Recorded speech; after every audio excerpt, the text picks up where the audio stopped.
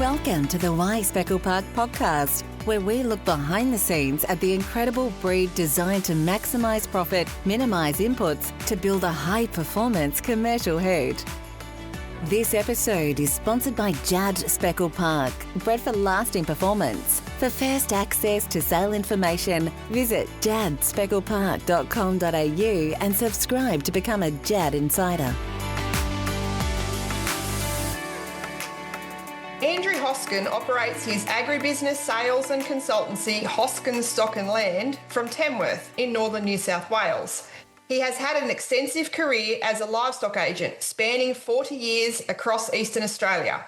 This included over 25 years at Elders, where he finished as the Zone Livestock Manager, covering northern New South Wales, Queensland and the top end of the Northern Territory. One of Andrew's major clients is Minnamurra Pastoral Company, the home of Minnamurra Speckle Park at Coolah in Central West New South Wales. Welcome to the Speckle Park podcast, Andrew. Thank you very much. Tell us about your childhood. What was your earliest agricultural memory, and did anything from your childhood inspire you to take the career path you chose? I grew up in the Riverina in southern New South Wales on the irrigation. My earliest memory is probably like a lot of young people at that stage. It's bouncing around the farm on a motorbike with my dad, going around the irrigation, the water, or often in the shearing shed or on a horse. So I had a mixed variation of experience even at that young age. Did you always want to enter a career in agriculture? Yes. It was something that was of interest. I preferred to be outside and roaring around and doing different things, and it was always the timing of it. In my youth, you'd have a lot of local neighbours with sons, and whether it was chasing sheep, chasing cattle, carting hay, driving the tractor, you had a big experience of different jobs that I enjoyed most of them, and that was always what I wanted to do. So what made you choose the livestock agency game? I was lucky enough to probably fall into it a little bit. I had quite a deal of experience on the farm and working with different people. The irrigation in those days was very intensive with a lot of different enterprises that you got a lot of experience in, and it was circumstantial. A lot of the young fellas would go along and you'd get a few bob to chase cattle up in or sheep up in the sale yards for the agents at the time, and one thing led to another, and I ended up getting an opportunity to work in this industry. Can you please provide listeners with an overview of your career to date? So the Riverina was home. I grew up, and on the property that I had, we had a Pole Dorset stud. Dad had a feedlot at one point for the live export boat when it first started, and a variety of intensive livestock. I then worked in the Riverina just casually and with the agents there, marketing or selling the stock through the yards. I was lucky enough to gain employment in the Western District of Victoria, which was very, very intensive and a huge learning experience for a boy from the bush. I came back to the Riverina and worked in agency there, and then in the late 80s, early 90s, I pulled on the contract with Elders at the Dubbo sale yards, where in those days there were 4 or 5 market centres around there, as well as Dubbo being 2 times a week and a fortnightly store sale. That was a huge experience just in handling numbers and people. And then I went north from there to Moree, Narrabri and Tamworth as branch managers, and then gravitated into the livestock zone role. So a variety of experience over a fairly wide area, and very interesting. Met some wonderful people and worked with some wonderful colleagues across all companies, private and corporate, and certainly a very big learning experience.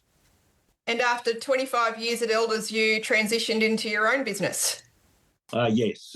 At the end of the day, we all age gracefully, and I had a different view of the world at the time to some of the people, and started just working for myself in conjunction with a few people that I'd worked with previously.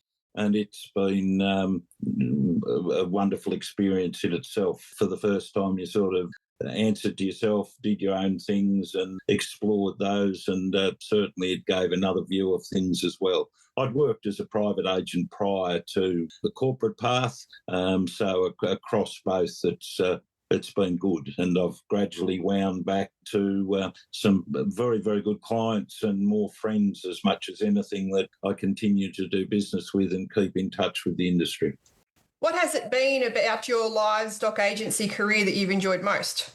Oh, a difficult question. There's always the successes are always good to remember, but the tough times, the learning experience, the variety. But in all cases where you're in a sales type role or a public role, it's the people that you deal with and the people that you meet right across Eastern Australia, and handling and working with them, the friendship and the acquaintances. And that's certainly by far and away the most important and the most satisfying. I've met some wonderful people over a huge area and some incredible experiences across every state.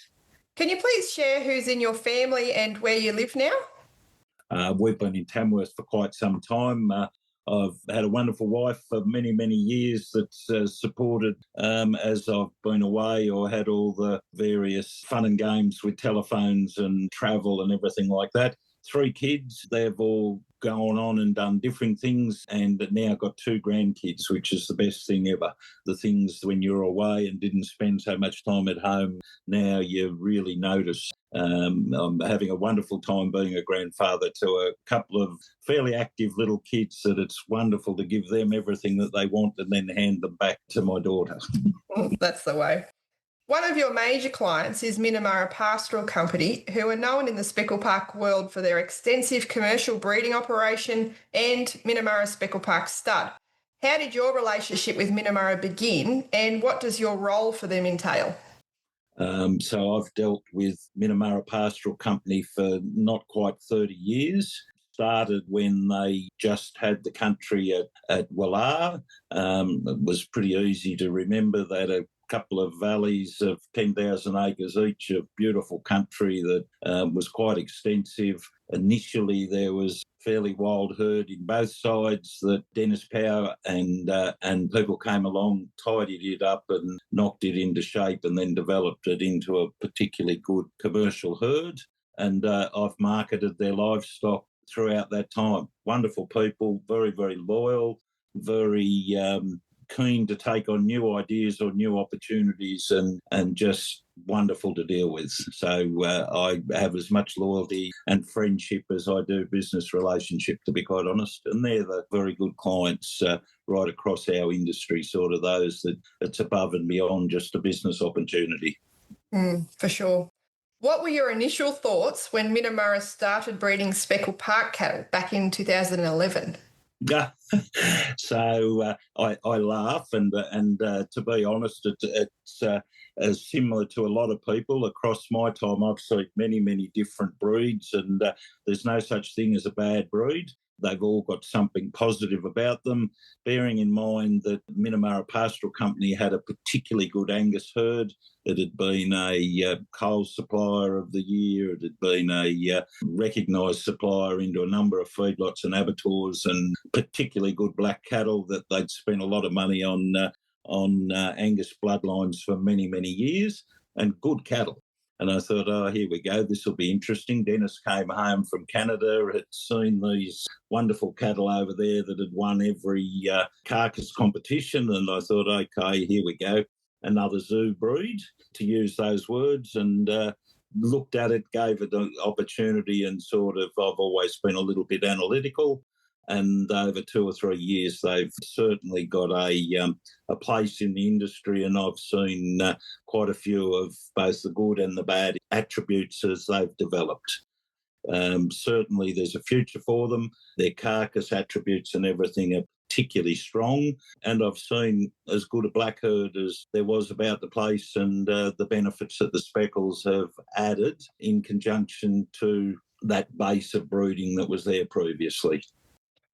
Well, that was my next question, and perhaps you might like to grow on that. How has your opinion of Speckle Park and its place in the Australian cattle industry developed in the years since 2011? Dennis and David were always particularly keen to measure their cattle, pop them into pretty well any competition or any trial that was about. Their calves had always been very good, very fast-growing, performed well. We were finding that a lot of times to find cattle to go into the comp, you'd run a mob in out of the paddock, draft out a few and off they'd go. So it was very much results from the average of the cattle rather than a hatful selected out and tested up to do well. The first time they won an event, you thought, oh, yeah, that's exciting. The second time they won one, you thought, oh, well, that's good. And then it got to about the fifth or sixth or seventh time that they won an award in just about everything that they've entered. You thought, well, okay, there's something inherently in these cattle, and it's gone on from there. There's some particularly good points, and there's a lot of things that they've been able to work with and go forward. So I've developed off the back of the commercial side of things, where I've looked at a lot of kill sheets, a lot of performance, a lot of the normal things, so to speak, rather than just a show ring. And David and Dennis particularly keen on taking on innovation and looking at different things to add to their operation, but equally they're keen for it to be good and to be measured. So it's always been about how they've done the job rather than how they just look. And I don't think we can state enough just how important those efforts have been to help Speckle Park elevate to where it is today. They've certainly done an awful lot behind the scenes as well as publicly to promote the breed. There's still a long way to go, obviously, with any new breed, but I think David and Dennis and their attitude towards trials and feedback and data has been quite impressive, and there's a lot of breeders that have been able to take advantage of that without really realising just how much effort they'd put in over many, many years. Yep, absolutely. Where do Speckle Park fit in the commercial Australian beef industry landscape? Oh, crikey. I think that's something that's developing. I think that's something that we're still a long way off from seeing normal breeders take advantage of and or recognise. Over my time in the industry, there's been a number of, we'll say, fads. We've seen the Simmentals and the Murray Greys and the Limousines and the Sanders, and all of them go through their various phases of strength and weakness. There is something inherently good about the performance of the Speckle Park. I'm very interested to see further data and analysis of the fat and the eating qualities as they come through. There's certainly a huge opportunity to measure and value their ability to produce per acre and their consistency in surviving year on year on year. And the carcass data is just consistently very, very good. Doesn't matter where I've killed the cattle, what sort of cattle, the speckles have certainly come to the front and performed very, very well. So for the podcast signature question, how would you answer the question, why Speckle Park? In the short term, it's pretty simple. It adds value to your herd. You can run more stock per acre, and it'll put dollars on your bottom line across all parts of the equation. It's still very much a developing part of the business that, the bulls aren't going to be anywhere near as dear as some of the established breeds. There's not the widespread awareness of their ability and attractiveness to the industry. That's going to continue to grow. But there's definitely a place for them. If you want to add to your MSA scores, and I'm well aware that MSA encompasses the whole operation and so much of it will be the management and the handling of the farmer, but I can absolutely guarantee that on every bit of data we've looked and all the kill sheets that I've looked at over some thousands of head, the MSA scores have consistently been stronger and above average with the Speckle Park cross cattle. And we've put them over Brahmins, over Sanders, over all your British breeds, as well as their own speckle cattle, and consistently got good performance or good carcass data, regardless of whether they were out of their top black herd or out of some Queensland culls that we'd bought out of the Never Nevers because there was a margin in them. They added value. And in all cases, we're not talking box trailer loads. We're talking... Oh, no, this is over significant numbers of cattle that I think the data's worthwhile because, look, every feedlot, every kill can vary depending on the weather, depending upon the trucking, one-off instances. But if I'm getting or seeing consistent signals as a year on year through drought, through famine, through flood, and it's consistently producing improved scores or things that are of benefit, well, then very much to me that says there's a place for the breed somewhere down the track. Excellent. What are the breed's 3 biggest strengths and what are some of its weaknesses? In the short term, I think I've just covered probably the bulk of the strengths, the high MSA scores, the ability to put them across pretty well any cow and add value to your progeny, and the consistency. It seems to knock the hump out of any of the crossy cattle and give them an opportunity to get into MSA grading, higher meat quality, and off the back of that, definitely higher dollars. You can hit more target markets on the carcass, and there's opportunity for them to grow and be a bigger part of the business. Weaknesses, in the short term, the biggest weakness is the volume and the awareness of the industry. The people that have had the experience or hopped into them have done well. There's probably 2 or 3 lines that a geneticist, will be able to track back down, but there'll be issues in some areas with some of the temperament. But off the back of that, there's equally people that will say how quiet they are. Now, that will be most smaller breeds as they develop and until they get a big enough volume of cattle to be able to consistently draft back into. These are all quiet, these are all good, these are all high marvellers, these are all low birth weight. So in the short term, because of the smaller volume, the good and the bad are magnified a little bit, but gee whiz, there seems to be a hell of a lot more positive outcomes than there is negative. And over the last 10 years, I think the breeders that have taken on board analysis and data have well and truly been able to work towards tightening up the good parts of the breed. I think we've been in the breed now since 2012 commercially and then stud, and how far the breed's come in improving those negative attributes I think is pretty staggering.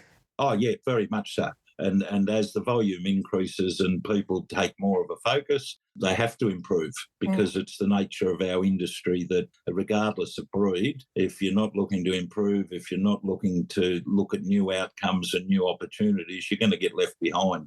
We're in the 2020s, not the 1970s, and off the back of that, the kids coming home from Marcus Oldham or from Gatton or wherever will measure, will analyse, will break it down, and we'll be looking at what they can do to improve. And that's magnifying some outstanding stockmen, some outstanding breeders of the old school that will have done it by eye or done it by day-to-day work. But we're now seeing it magnified in time and quickness in it becoming wider spread. You can bring a bull in and get the genetics into the herd, get the improvements, identify and target, and certainly see genetic gains happen a lot quicker. AI, ET, all of these things that are now commonplace, really the last 20 years or 30 years, really, aren't they? And if we're not moving forwards, we're actually going backwards because there's no such thing as a static state. Very much so. And that's the case. But I think the Minnamurras, the Jads of the world and the breeders that have taken on that challenge are well and truly attacking it and seeing the benefits. Using your 4 decades of experience as a livestock agent, what do you believe the breed needs to do to gain more traction? Volume. At the end of the day, as we can get more volume out into the commercial breeders and then take advantage of the things that I've already talked about, we need a whole of operation focus on profit, highlight that, but also work on it. And that's every breed, not just the speckles, but I do think you've got the advantage I'm of the opinion that regardless of herd, you identify where your positives are and try and expand on those. And like MSA performance, whole of land, returns per acre, these sorts of things that if they continue to hone in and focus on that, the awareness will grow. And off the back of that, you'll see more feedlots, more processors, more abattoirs take a bit of notice. People often complain that Speckle Park are discounted at the sale yards. Do you find that the case when selling on behalf of your clients, and why is that?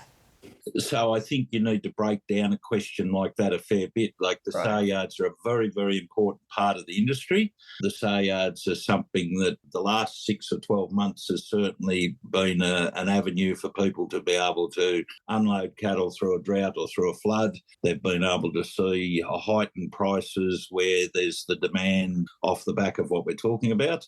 Equally, there's an awful lot of people that will sell on a hook or a feedlot basis or sell on a quality basis, of which you're seeing those sorts of things grow and become more consistently used.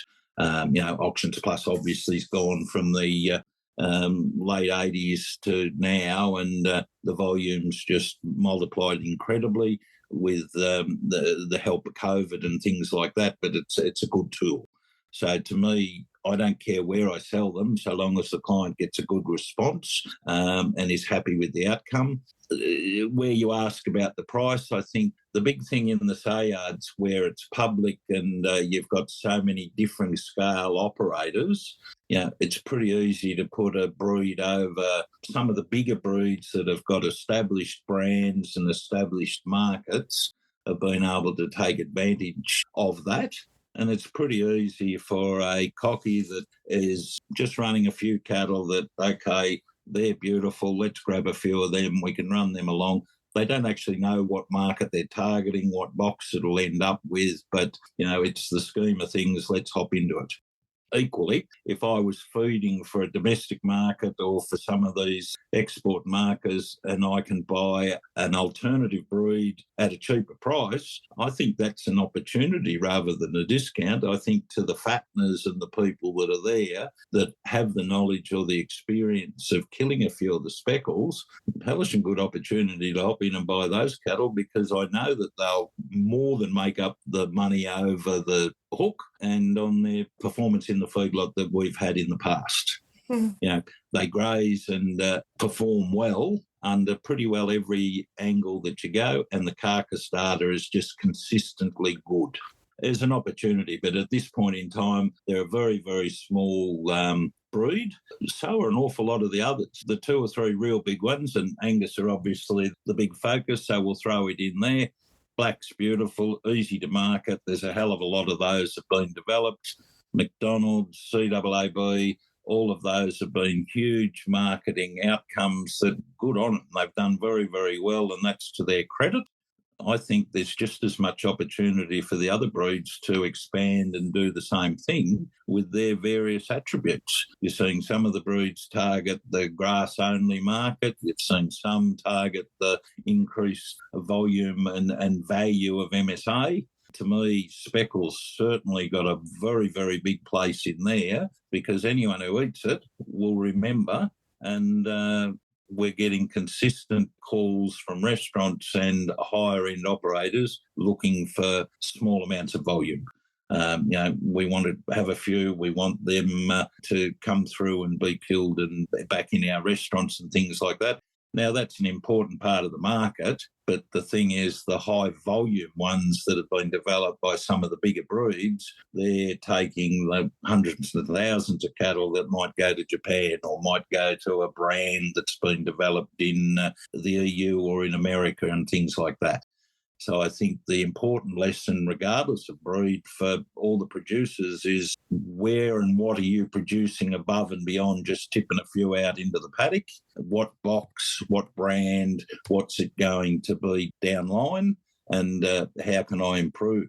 Now, they don't have the significant influence on that, but we go back to MSA, meat quality, economies of production, dollars per hectare, dollars per acre, and sustainability and heritability. Well, like the speckles have got a big place. And And as we know, there's more variation within breeds than across breeds. And Yes. as Dennis always says, Dennis Power of Minnamurra always says, we have to earn our premium. And Minnamurra have done that so well such that they don't see great price differentials, do they, across their breeds?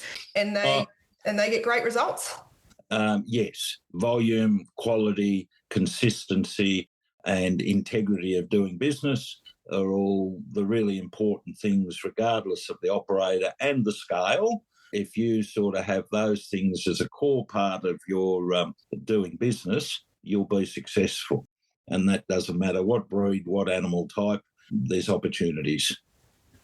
You touched on kill sheets earlier, and we'll just go back into that for a little minute. Over many years now, you have studied kill sheets on thousands, literally thousands of Speckle Park infused cattle. What consistently stands out to you when comparing these kill sheets to those of other British bred cattle? MSA was a wonderful scoring system set up, and there it went through quite a number of political concerns. You know, you'd have meat companies and feedlots protecting their own brands that they'd spent an enormous amount of money on, and good on them. You know, I think they cop a bit of a rough trot on occasion, the supermarkets and the feedlots, where they've done the hard yards and established things. MSA is just a tool. It's nothing more than here's a means to measure the meat eating quality and how can we use that to see more people buy more beef. Now, the industry over the last 5 years has really grabbed hold of it and right across the board, be it the supermarkets, be it the other boxes and brands that have developed off the back of it. It's just a very simple, here's MSA, away we go.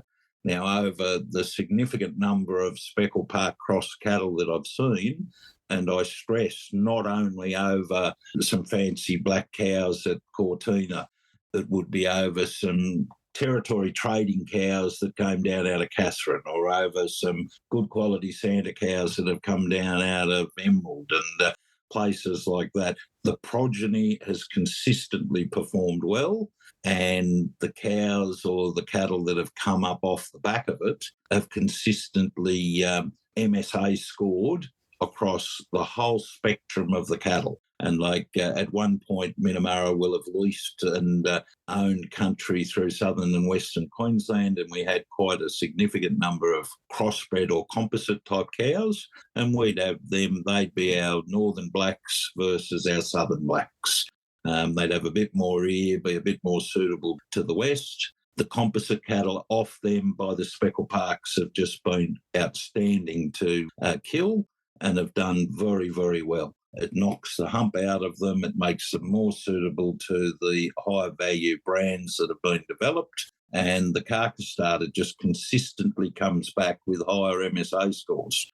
And if the farmers, I think the big easy income for them is to be aware of their whole of farm operation. You can make an awful lot of money out of your cull heifers, your cull cows and your 2-year-old heifers that haven't got in calf and this sort of thing, that if all of a sudden you're adding from 20 cents to $1 consistently to them, where they've graded at 80 or 90% instead of 50 or 60%, that is a significant boost to the income of the producer. And it's done that on a regular basis. Now, if it was just off one property, you'd say, oh, yeah, that's a good manager or a good operator. They've got their handling systems right.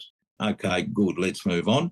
But where it's across quite a number of different properties, across different geographical areas, across different weather systems, and it's still consistently showing an upgrade in their MSA scoring or their meat eating quality, that's huge. That's just something that needs to be followed through and taken into account, rather than everyone just wanting to buy a fancy, pretty steer and run it around and do the job. As you've said, breeders often don't place enough attention to cow salvage value in their businesses. What have you observed for this class of livestock with Speckle Park cows in terms of data and thus value? Oh, well, as I've just said, there's quite a significant upside in the cattle that grade. Now, a lot of that will be also, if you go back a level, it will also be the foraging ability and the maintenance value of the cow, of the herd. I think we spoke about it recently. I had some high-quality, high-performing black cattle that went through one of Australia's wonderful droughts, and right alongside had a nice paddock full of Speckle Park cross cattle. Probably had 20% more speckled cows running around than the high-performing black cows. So there's some adjustment to your numbers straight away. And then the photos of the speckled cows versus the photos of the other cows, chalk and cheese. One had gone through a drought, lost their condition, lost their performance. The calves were struggling.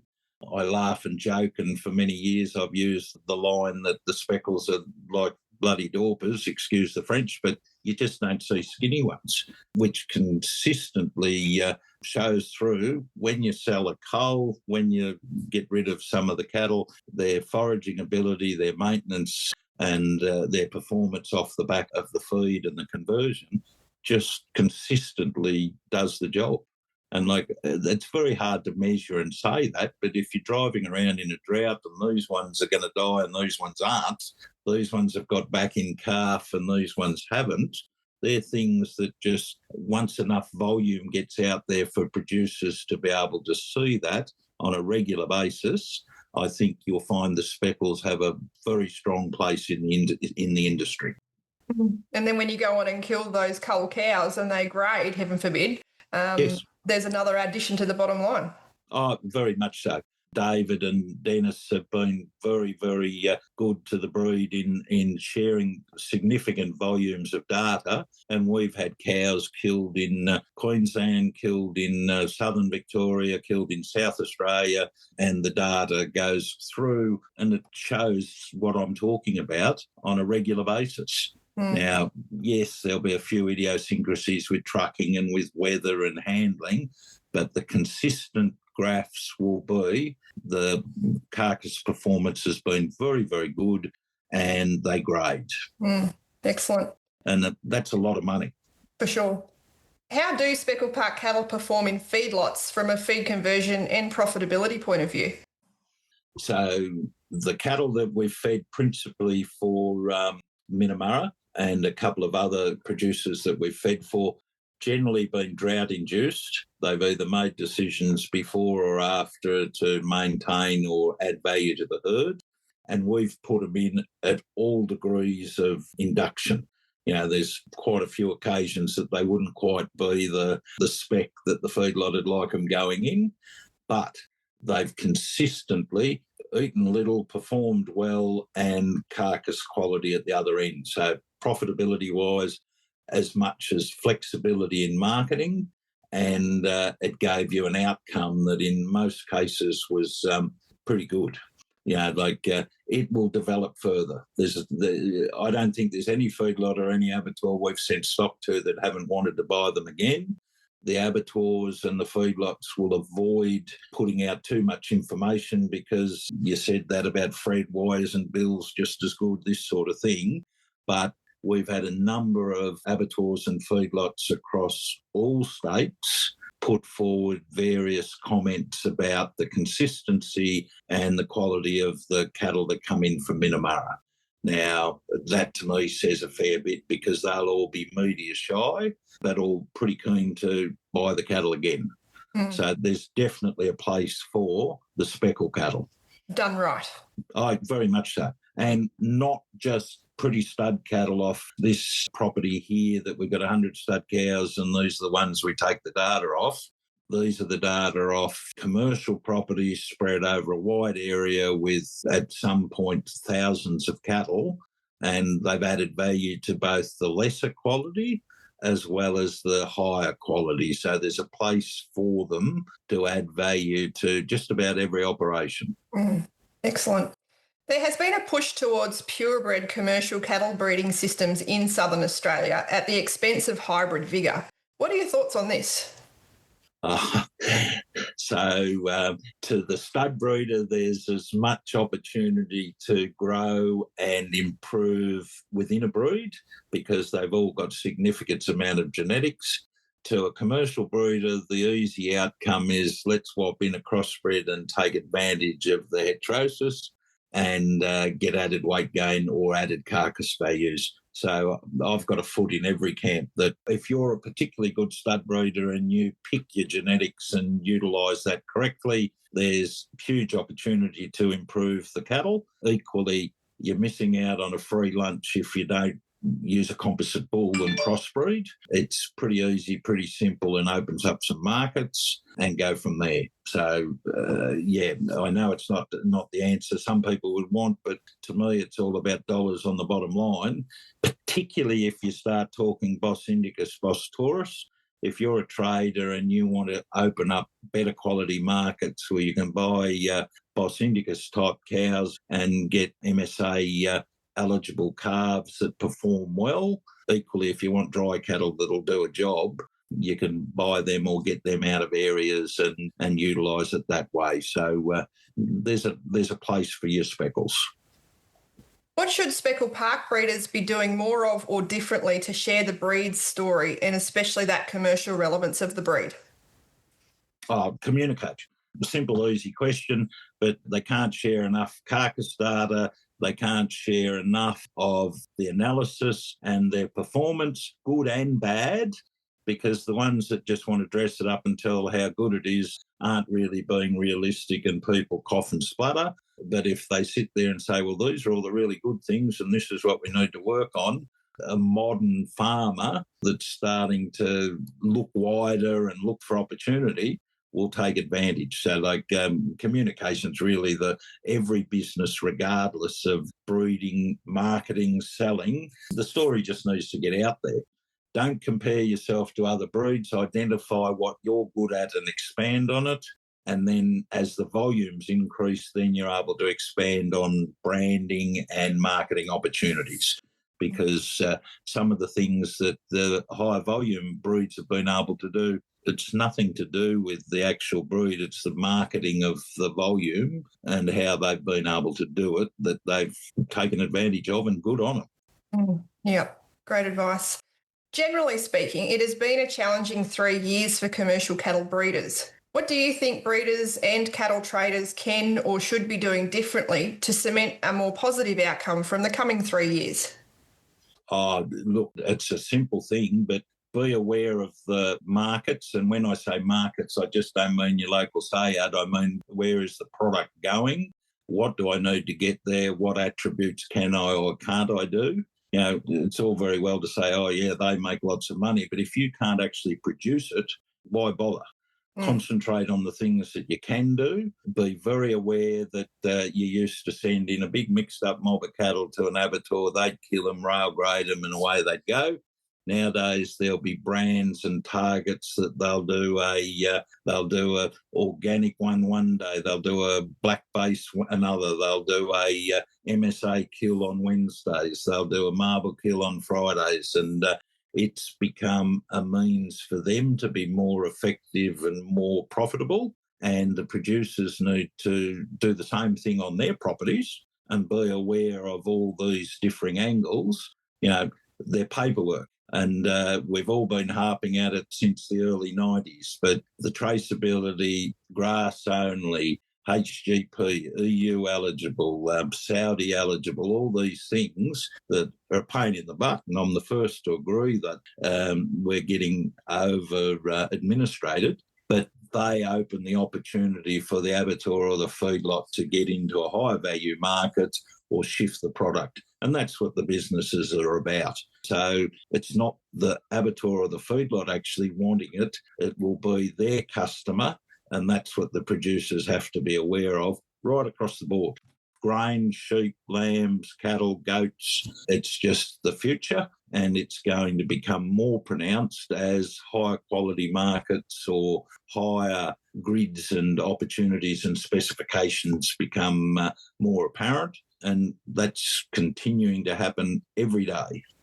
And I think you've said it yourself recently, that we need as producers to remember that we're not selling beef to processors, we're selling beef to beef consumers. Oh, that's by far and away, and I say it with the greatest respect, but the abattoirs is a shearing shed or a factory. It's a place to convert a live animal to a saleable product, and away you go. Like, very important part, treat them with respect and everything like that. But the customer that buys at the other end is the person that we have to have in mind, whether you're a trader, whether you're a feeder, whether you're a fattener, whether you're a processor. That's really the marketplace. Where do you see the beef industry in 10 years' time, and what should we do now as an industry to either propel us towards that end point or change course? Never compromise on integrity and honesty in your product. Be aware of we're in a world market with much, much stronger brands. We just need to really focus on the things that we can do that the places with cheaper labour or cheaper costs can't. So we're clean, we're green, we're separate, we're the healthiest, we're the cleanest, and we just have to protect that no matter what, regardless of government, regardless of administration. They're the things that we've got that mightn't be in Brazil, mightn't be in Mexico, mightn't be in America. Rain or shine, they just must be protected. Be mindful of the marketplace that we're in the bush. We're a small percentage of Australia.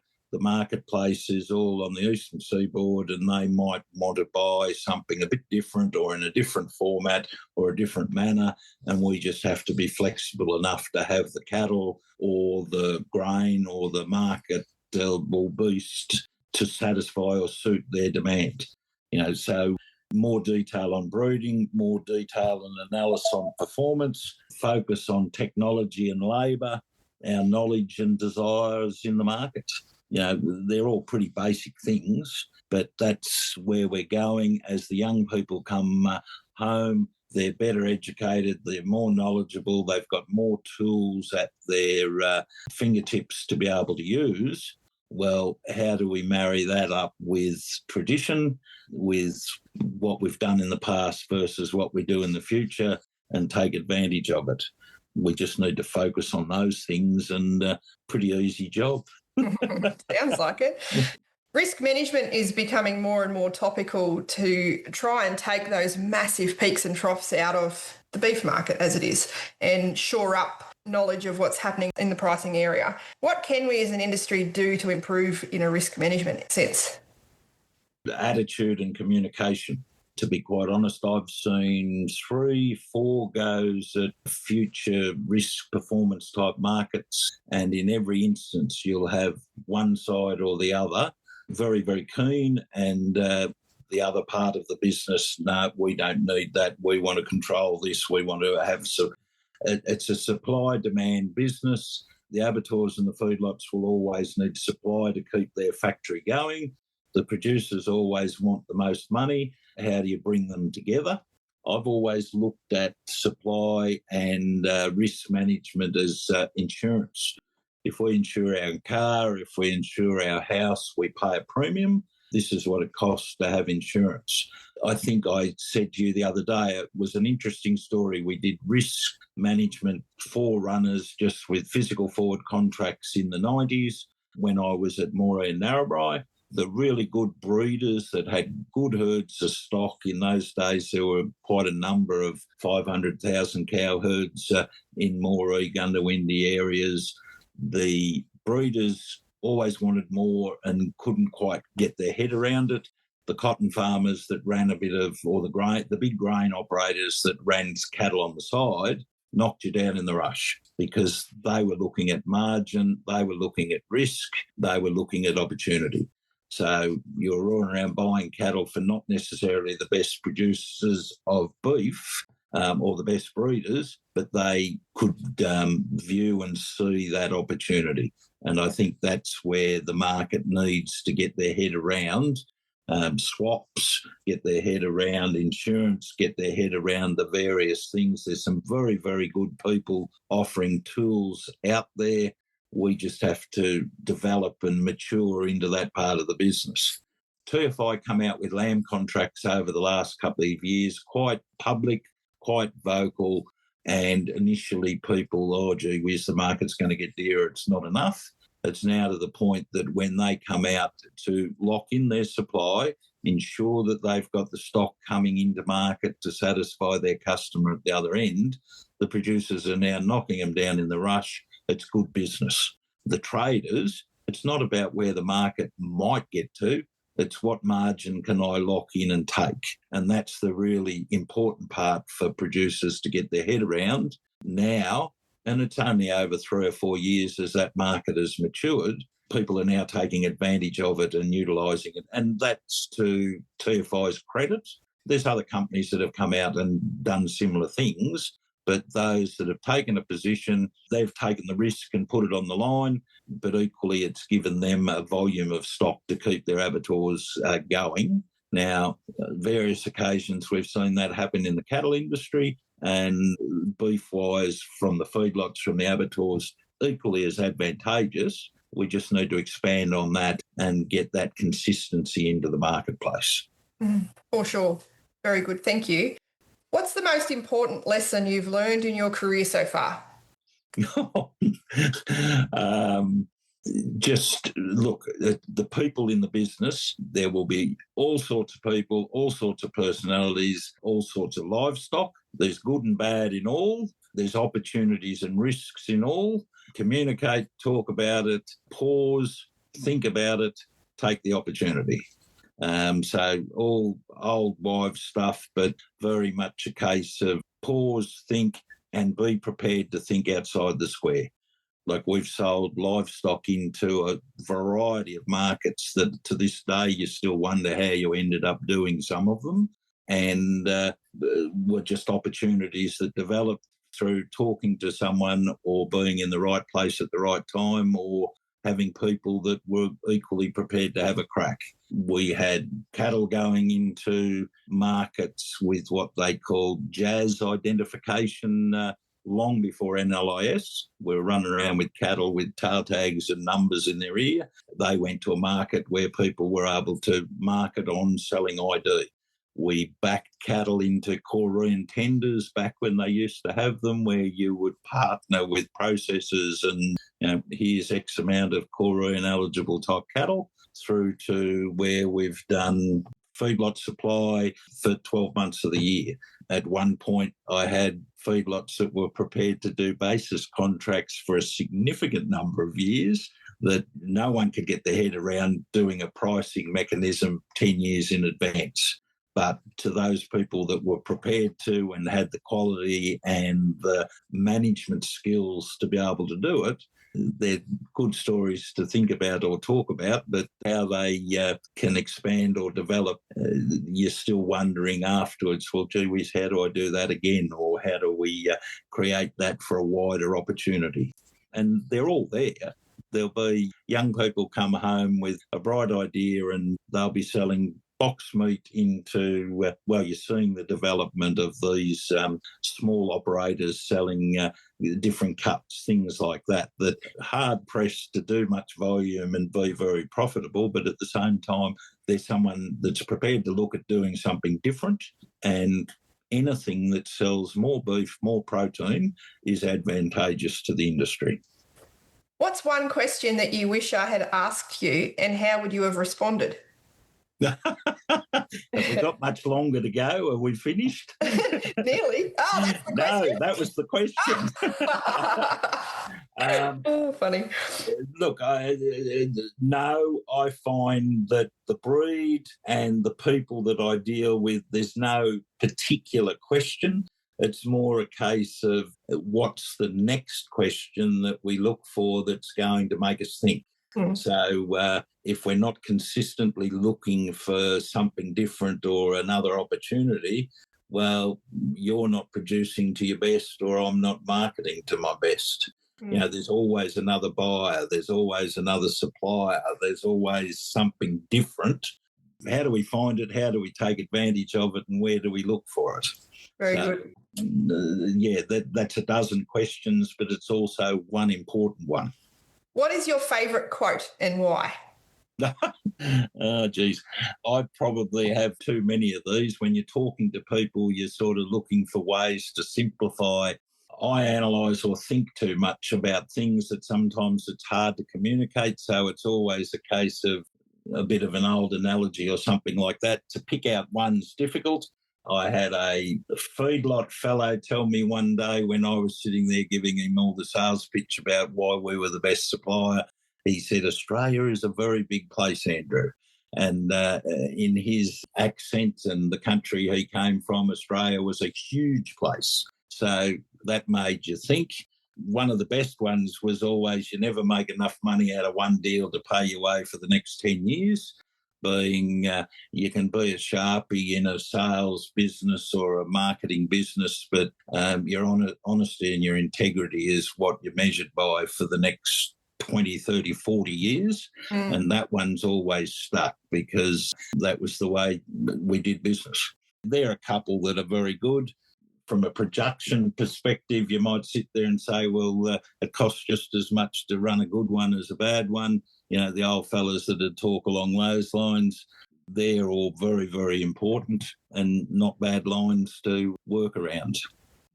Well, thank you very much for joining us today on the Speckle Park podcast, Andrew. There's been some fantastic insights there. And I think with your background in livestock agency, it's been especially relevant to have you on the podcast. So thanks very much. Oh, no, absolute pleasure. Good breed, good opportunity, and it's a good industry for everyone. And I can see a lot of bright sides over the next 10 or 20 years. So best of luck to everyone, and thank you for the podcast opportunity. Right. And it looks like you need to go. All the very best. Thanks very much, Andrew. Good on you, bye.